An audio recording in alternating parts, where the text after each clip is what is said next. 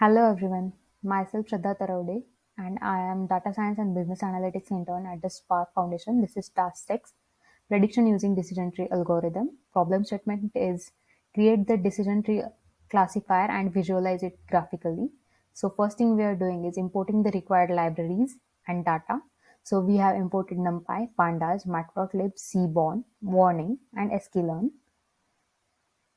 Now we are getting the information of data using data.info, data.tell, data.isnal.sum, data.describe for statistical properties of the data, data.shape, and data.core. This gives the correlation between features in the dataset. So we are at the conclusion, like interfaces. The sepal length has very high correlation with petal length and petal width. In the same vein, petal length is highly correlated with petal width. Now we are checking for outliers by box plot and remove outliers with IQR method because clusters are so sensitive to outliers.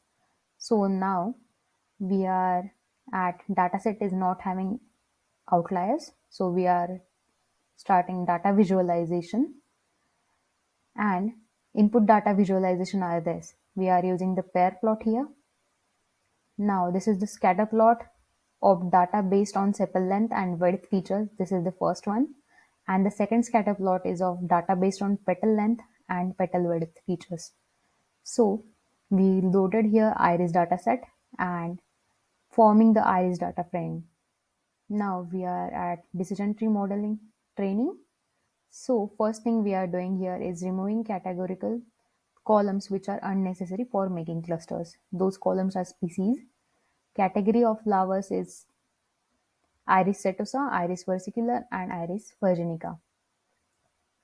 Now, this is the plot giving the type of iris species and its count. Now, we are labeling the flower species and checking whether the target variable is labeled or not. Now, we are splitting the dataset into training and testing dataset.